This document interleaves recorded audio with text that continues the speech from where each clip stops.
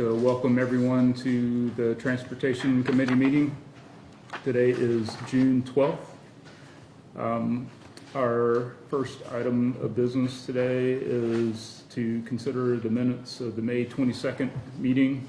There are no additions or corrections. We'll entertain a motion to approve those minutes. Move approval. Second. All in favor say aye. Aye.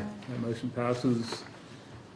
Next up, we have a interlocal cooperation agreement between the cities of Homewood and Birmingham. Mr. Alexander. Sure. Good afternoon. My name is Colin Alexander. I serve as Senior Planner with the Birmingham Department of Transportation. The agreement that's before you is an interlocal agreement between the City of Birmingham and the City of Homewood. This is pertaining to the replacement of the traffic signal located at the intersection of 21st Avenue South, Richard Arrington, also Valley Avenue, 18th Street, depending on which direction you're going. We would pay Homewood for the replacement of this signal. The poles are sinking. They need to be replaced with metal poles. The lights are actually below safe heights to travel through the intersection. Homewood has been doing a lot of systematic upgrades. They're doing work in the area currently, and it's more economical for us to partner with them to get this signal replaced. Okay. So I would assume it would involve all four corners? Correct. All right. Any questions? Let's see the map. This is in Birmingham proper, or? The intersection is mostly in Birmingham proper. There's a couple of corners that are in Homewood, but it's the one right just to the south of Bolton. If you're coming over the mountain from Richard Arrington. So Homewood would be, will Homewood's oversee the the- project? They're going to do the project, exactly. We would just reimburse them for Correct. our portion of the expenses? Correct. They're already working. They're already working right now. Exactly. They're doing their own improvements to 18th Street and at that intersection. So this is in addition to that. And the estimate on our portion of the, $325,000. all right.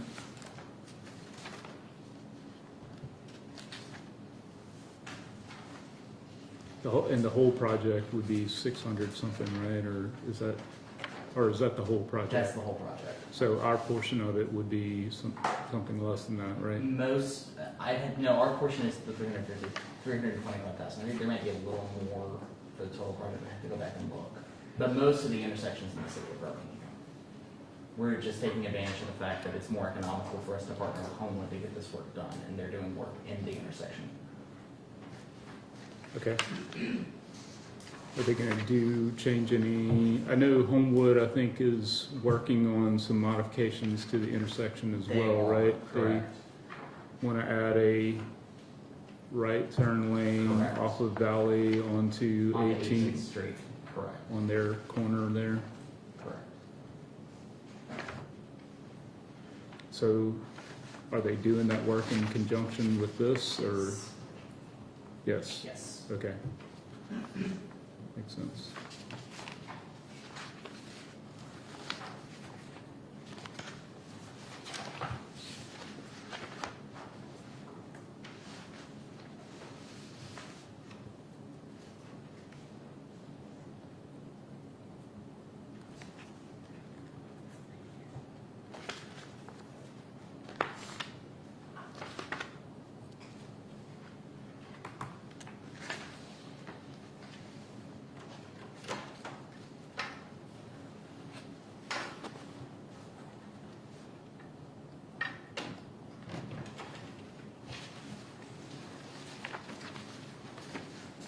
Move approval. Second. All right, all in favor say aye. Aye. That motion passes. Next up, we have a cost-sharing agreement between the cities of Mountain Brook and Birmingham. Mr. Alexander? Yes, so this is an agreement with the city of Mountain Brook to partner with them to pave Lane Park Road. Most of that road resides in the city limits of Mountain Brook, however parts of it come through the city of Birmingham. It has become a political issue for the city of Mountain Brook. They've gotten a lot of complaints about the condition of the road. It has not been one of our, not a road that was identified for us to pave, and so we looked at it together, saw that it needed to be done. They're going to do the work, and we're going to reimburse them for our portion of the work that needs to be done just for the milling and the paving. So approximately $65,000 for that. What portion of the road specifically? We're looking at the portion by the Botanical Gardens, go from the city limits back towards, heading towards the Okay. Cahaba Road intersection. So the road that fronts the The Botanical Gardens. Correct. Okay. So how much of a gift is this? Because they were able to get a unit price on their asphalt. It's actually less than what we typically could get to pave for that same portion of road. And they're going to go ahead and do the work in the next couple months. You said 65,000? 65,000 is our portion. Okay. You said based on their, what unit price? They got a unit price for their asphalt with how they negotiated their contract. It's on a multi-year paving package that they do, you know, and we negotiate our contracts differently. Yeah. They typically do a lot more paving than we do in one They big do? go. I mean, they did a paving project a few years ago where they do like entire lengths of road at one time, so anyway. We've been spending a good piece of change. We wish we had their capacity in terms of property tax too, so. Yeah, and less roads if you got to. But ultimately, this is a Birmingham controlled road that people forget is a Birmingham controlled road. Yeah, That it- we can get paved at a cheaper rate than what we can do ourselves. And it's definitely in bad shape. I can attest to that for sure. Mountain Brook is going to be responsible for all striping and ADA curb ramp installations that may be required. This is simply for milling and paving. And is it the entire section of road going back to Country Club all the way to Mountain Brook Village? Correct. It's not going to go all the way to the intersection with Cahaba Road because we do have a project to build a roundabout that we're partnering with Mountain Brook on that intersection. So it won't go all the way to that intersection, but virtually from that intersection to all the way to Old Country Club Road. Okay.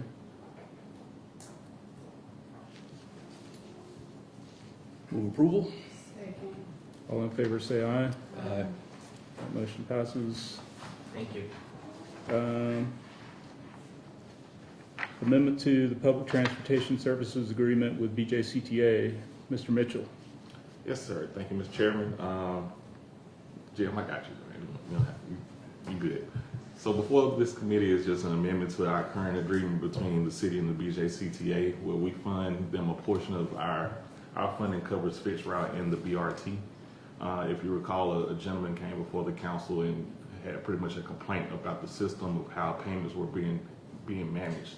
So somebody would have to pay a ticket for a BRT line, and once they get to our central location, they would have to pay another fee to get on fixed route service. I think in good faith and the effort with the BJCTA, we find it very amenable for us to try and help offset those costs for the BRT line, just until they can kind of finish their inner workings of completing that system and make it more succinct instead of sporadic per se. I know we have some leadership here from the BJCTA if they want to attest or add on to what I'm saying, but what's before the council is just a brief amendment so we can help provide services to our citizens at a free cost for the BRT route.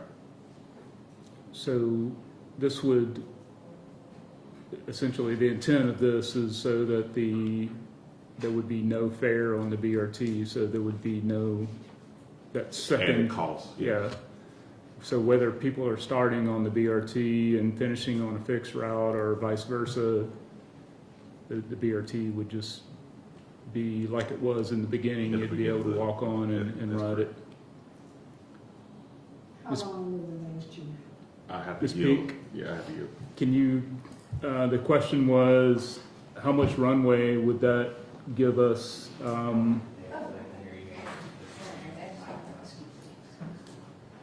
So So the question is, it's $300,000. I know the VJCTA is in the process of doing requisition or procurement on the app development for a unified payment system.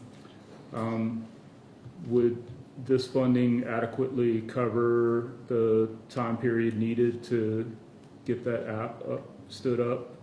Yes, so we do have our IT director here, Mr. Herb Walker, but the monies that's been allotted will be enough to at least take us to the end of the year. And we are working to look to develop this app. I think we're looking at tentative around the first of the fiscal year, just like October, to kind of roll it out, put it out. So I believe that the allotted amount is enough to cover supplementing the Birmingham Express through the end of this 2023 year. So October is the time frame that you guys are looking for having the app. Up and, yeah, so we're working through, and her, we come to talk about it as well, speak to the development of the app. Yep, so we're looking at right around October, November timeframe for at least a pilot at that point in time. Where we currently are right now is going through the RFQ process. So we have all of our scope and our high-level requirements completed. So we'll be submitting our RFQ, I believe, either by the end of this week, beginning of next week. And then we'll roll into the RFP process, and then, making a vendor selection at that point in time, go through all of the development. Most of the apps are already development. We have some specific requirements that may require some additional development, just to bring all of the feature and functionality into one mobile application. We'll go through a pretty significant testing phase, and then we'll have a small pilot phase for a period of time before we eventually roll it out to the public. You guys are diversifying your portfolio in terms of the transportation options that you guys offer. Will each of those platforms be incorporated into the app? So fixed route, Yes. BRT, Yes, on-demand microtransit, paratransit. that's correct. So a person will be, in theory, be able to plan their route and pay through the app for all of those. That is absolutely true. And we're looking at other third-party integrations with Uber and Lyft,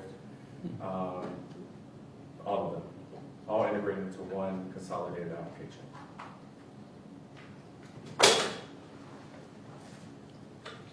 That will be a massive step forward. It's like a leap. So what do you think the time period of like actual app development time window is? So with the vendors that we've spoken to already, the app is already there. It's just going through the formal process, RFQ, RFP, selecting that vendor. And then it's anywhere from 6 weeks to 8 weeks, depending on the vendor that you're choosing. So there should be no heavy lifting from a development perspective. The apps already exist. They're being used in other cities. It's just a matter of selecting the app. And then we have a few features that we want to include in the app. But it shouldn't require any type of heavy lifting from a development perspective. These are tested, well-developed applications that are already on the market. So for all the folks who just don't want to use technology or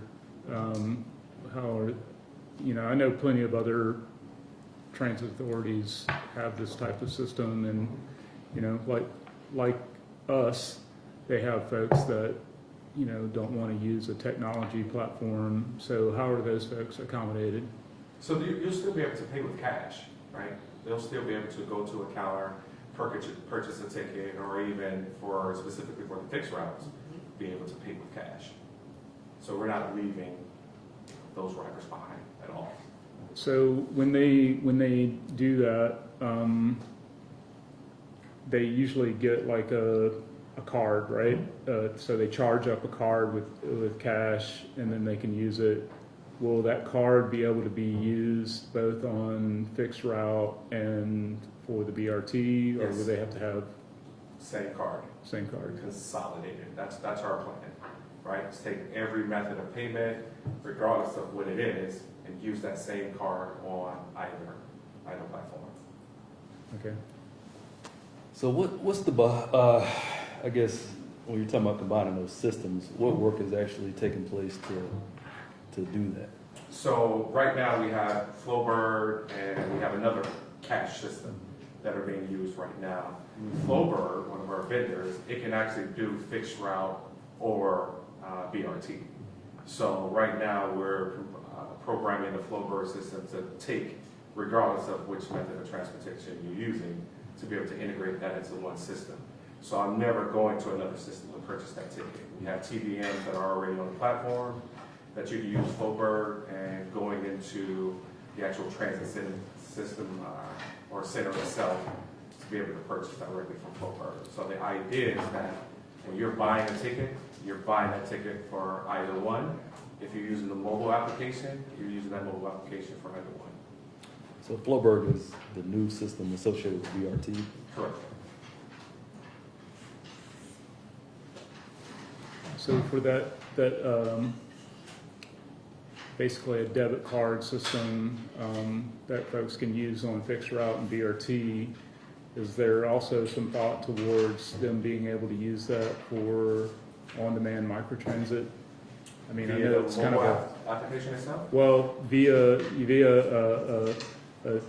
basically the debit card, the card that they can charge up. Right, so the idea is that if you're going to do fixed route or microtransit, for example, if you're taking a route, you can actually tap. So we're looking at doing a pilot within the next couple of weeks in the new vans that we have. So if you have a debit card or a credit card, you can actually tap within the vehicle itself. Yeah, okay.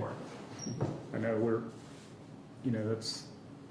that system's yet to be fully developed by BJCTA, but it's good to hear that you guys are thinking about it. Yeah. So we're looking at 2 vendors right now to run a 90-day pilot for that. Okay. So this additional contribution, and just let me clarify, so is whether you fix route or BRT is gonna cover you with, in the beginning, like, Chaz, Chief Mitchell said we had a guy come and complain about he had to pay, here, then we got here, he had to pay. Yeah, So this fee would cover a one-time it fee. would cover it would supplement the entire Birmingham Express route. So it would keep down the confusion of riders getting from the fixed route and seeing they have to pay another additional fare for the Birmingham Express. So once they pay on the fixed route, then they push the BRT, is like it was in the beginning. Yes, ma'am. Okay. Right.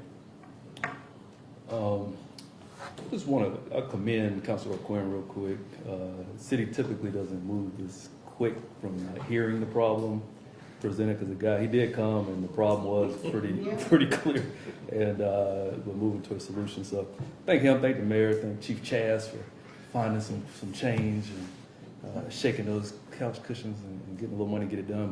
But I think this is a good example of having a problem, bridging to the solution, and looking out for the residents. So. And just one final follow-up, you guys are still, another issue was, when the system changed, a lot of people didn't know the buses weren't coming here, coming out. Are you still, making sure that educational piece is out there for people to understand? Yes, so it's still the marketing is still continuous. I can still hear radio broadcasts. As a matter of fact, when I'm sitting here, Sam South, our director of communications, was just sending me something to read over to make sure we just keep the word out. So yes. Yeah, I actually haven't gotten a chance to review the latest report card, but Ms. Peak, you were indicating to me that since that May 15th transition, that you guys have actually seen some significant improvements in ridership. Yes. Our entire system from May 15th to the end of May, the entire system increased from 14% in ridership. So that was tremendous for us. So we have seen the improvements on a lot of our bus routes that we made connections to. So yes. That's good. And as part of that transition, you guys had the No Rider Left Behind initiative.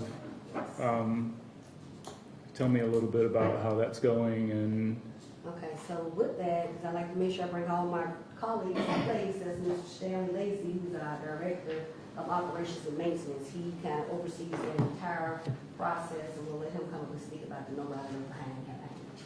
Good afternoon. With the No Rider Left No Rider Left Behind campaign is going actually well right now. We have the ridership that we anticipated. Remember, those areas where the No Rider Left Behind services was areas that didn't have a lot of high ridership. So those areas are still not high ridership, but we still are picking up 5 to 10 customers or residents a day in those areas. Okay. And so I know the initial plan was to do that for 30 days. What happens to those folks after that program gets sunsetted? Well, part of this program was to help the residents transform and prepare a way after the 30 days. So that was part of the way of trying to get them to transition and understand that it was going away in 30 days. So the conversation that the driver had with the customers are, this is going away in 30 days, please try to make preparations. But if not, we are prepared, and we have it in our mind that we might have to extend the No Rider Left Behind campaign, because that was the goal, that we could make sure that no residents or no customers were left behind. Okay. So, yeah, I mean, in theory, that could transition into on-demand microtransit at some point. Well, that's the goal of the No Rider Left Behind, was to get visibility and help Yeah. customers transform into the microtransit. So those areas are prime areas for microtransit. And we hopefully get via to expand over there or what have you, but that's a prime area, 17 and 25 for microtransit, for us to at least start with. Okay. Yeah, and just to piggyback on Stan with Mr. Lacy, we are constantly having communication with VIA. We have a weekly meeting, discussion with from the BJCTA side and also from the City of Birmingham side. Christina Argo sits in on a lot of those meetings. So we're having conversations about, ridership and the demand. And one of the things that VIA mentioned is like, to really measure something, you have to really measure it. So let's keep it rolling for a while, and then maybe around like August or September we'll have something to kind of go back and look at and say, this is what started, this is where we started, this is where we are, and how we can move the demand around from there. So the conversation around transit is always, it's always a discussion around it as well. Right. Okay. Well, thank you guys for coming and giving us an update. Really appreciate it. Thank you. Thank you. Chief Chaz, you think it's any more funds in that fund? Mm-mm. Move, go ahead and move approval at this time. Second Can motion. you shake it one more time? All in favor? Aye. All right, that motion passes. How we doing on time? Okay, let's go back to item number 3.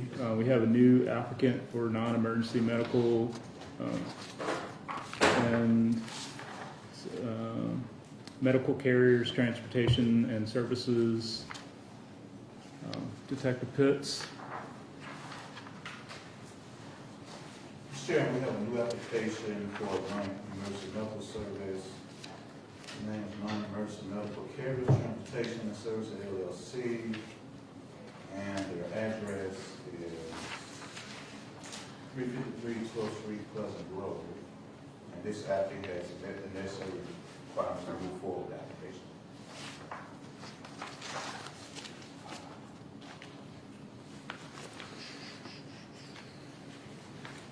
Ms. Lovelace, hi. You want to just step over here and tell us a little bit about what you're doing?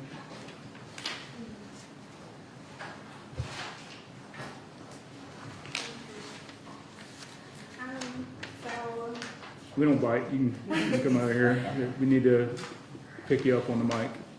I'm okay. The non-emergency medical carrier transportation services is an EMT service, which is a non-emergency medical transportation service. The service, how I came into the field is, I was a case manager, and I saw that looking for resources for passengers of my clients. I couldn't find many resources to link them to getting them to their doctor's appointments. So if I couldn't find the resource, I had to become the resource. And sometimes it was kind of like really difficult to get like I said, resources to get them to doctor's appointments. So I just decided, well, I did see the need for it. So I went ahead and I just thought to start a service that provides service just for getting people to doctor's appointments. I definitely know that it's been very effective. It will be very effective. It's very small now. It hasn't been. A lot of people really don't know about it, especially the fact that I've learned about insurance companies being able to afford or pay for those ride trips to the doctor's appointments for the passengers, so they don't have to worry about paying out of pocket. And that has helped a lot with getting passengers to their doctor's appointments. Informing them about it to get them to their doctor's appointments. It's just actually getting transportation providers to provide the service was the issue, because the funds are there for it. So that's pretty much how I came up with the idea, why I felt that why the service is needed.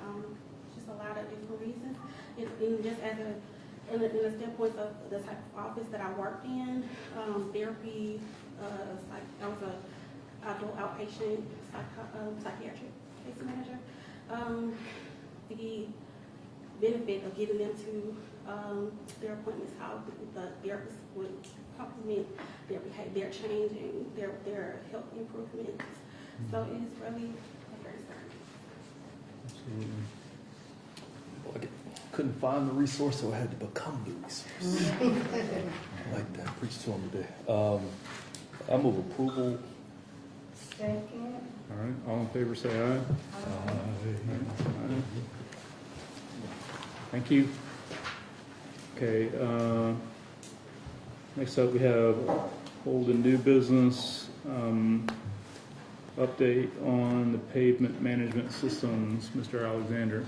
Yeah, just a quick, more of a tease almost, but just a quick update that we have selected a vendor to move forward with pavement management. We've asked for paperwork and we're working through that process. So in the next few weeks, you'll start hearing more about that, but I just wanted to let you know that we have selected a vendor that we plan to move forward with on pavement management. Before July 1? You already approved the budget for it. Yeah. You already approved the budget for Yeah. Yeah, I mean, you're going to encumber a contract with them? It's whenever the paperwork gets done, but we're starting the process. So just as a refresher, this would be a pavement management sort of Just go. plan, not the actual implementation. It's- No, this would be to score our streets and then to provide us with software to help us take that information, look at the budget that we've been given for paving and help us prioritize which streets we need to resurface and what the treatment type needs to be. Does it need to be pavement preservation? Does it need to be a full depth reclamation? Does it need to be patching? That kind of information. Awesome. We moved this as capital money Yes, sir. $500,000. outside the reach of the fiscal year. All right, thank you. Next up, we have consideration for appointment to the Birmingham Parking Authority. We had some excellent candidates apply, 3 folks that were really just excellent all around, and but we can only have one. We only have one vacancy. From Mr. Hager-Hill resigning. So I would like to nominate Mr. Anthony Porter to be considered for that position. Second that nomination. All right. All in favor of that nomination, or close the nominations? All in favor say aye. Aye. Aye. Okay. Thank you. Any additional things that we need to discuss? If not, we'll consider a motion to adjourn. Motion to adjourn. Second. Second. All in favor say aye. Aye. Meeting adjourned.